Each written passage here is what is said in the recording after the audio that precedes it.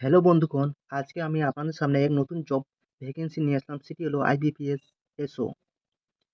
এই আইবিপিএস এসওর আন্ডারে 6টি ভ্যাকেন্সি বেরিয়েছে। সেগুলি হচ্ছে আইটি অফিসার, সেকেন্ডটি হচ্ছে এগ্রিকালচার ফিল্ড অফিসার, থার্ডটি হচ্ছে রাজভাষা অধিকারী, ফোর্থ নম্বরটি হচ্ছে ল অফিসার, ফিফথ হচ্ছে তোমার পার্সোনাল অফিসার, সিক্সথ হচ্ছে আপনার মার্কেটিং অফিসার। এটার যে ফর্ম ফিল আপ যে ডেট সেটি অলরেডি স্টার্ট হয়ে গেছে 1 তারিখ থেকে। এটি চলবে 21/8/2024 পর্যন্ত। তো এখন যারা ফর্ম ফিল আপ করেনি তাড়াতাড়ি ফর্ম ফিল আপ করে দিন। এটার যে লাস্ট ডেট সেটি হচ্ছে 21/8/2024। তো আপনাদের বলে দিই, এটার যে এক্সাম হবে, যে প্রিলিম এক্সাম, সেটি হবে আপনার নভেম্বর মাসে। আর মেন যেটা এক্সাম হবে সেটা হবে ডিসেম্বর মাসে। তো আপনাদের এখনো মানে প- পরীক্ষার জন্য যথেষ্ট টাইম পাচ্ছেন প্রিপারেশন করার জন্য। এরপর আমরা কিছু ইম্পর্টেন্ট তথ্য দেখে নেব। এরপর দেখবো যে এজ রিল্যাক্সেশন। এজ রিল্যাক্সেশনে যারা এসটি বা এসটি তারা পাচ্ছেন 5 বছরের ছাড়। যারা ব্যাকওয়ার্ড ক্লাস তারা পাবেন 3 বছরের ছাড়। আর যারা বেঞ্চ মার্ক ডিসেবিলিটি তারা পাবেন 10 বছরের, এবং যারা এক্স সার্ভিসম্যান তারা পাবেন 5 বছরের ছাড়। এরপর আমরা দেখব যে এডুকেশন কোয়ালিফিকেশন।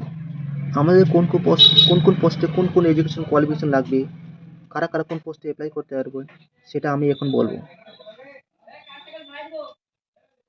তো এডুকেশন কোয়ালিফিকেশন যদি আমরা দেখি, ফার্স্টে যেটা দেখবো সেটা হচ্ছে আইটি অফিসার।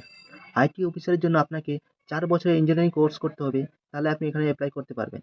এছাড়া আপনি পোস্ট গ্রাজুয়েট ডিগ্রি যদি করে থাকেন ইলেকট্রনিক্স এন্ড কমিউনিকেশন, কম্পিউটার সায়েন্সে, তাহলে আপনি এটাতে অ্যাপ্লাই করতে পারেন। দ্বিতীয় সেটি হচ্ছে এগ্রিকালচার ফিল্ড অফিসার।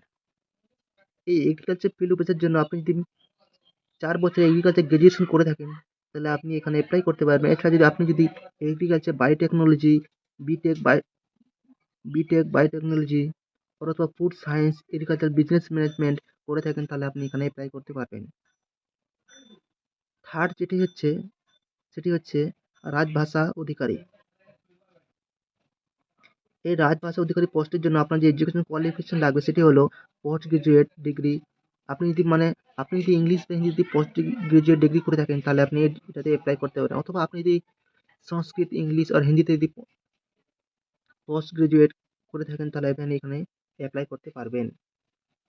ফোর্থ নম্বর এটি হচ্ছে ল অফিসার। ল অফিসারের জন্য আপনাকে ব্যাচেলর ডিগ্রি থাকতে হবে লয়ে, তাহলে আপনি এখানে অ্যাপ্লাই করতে পারবেন। ফিফথ হচ্ছে আপনার পার্সোনাল অফিসার। এই পার্সোনাল অফিসারের জন্য আপনাকে গ্র্যাজুয়েট হতে হবে। এছাড়া আপনার যদি 2 বছর full time post graduate degree থাকে, তাহলে আপনি এখানে অ্যাপ্লাই করতে পারবেন।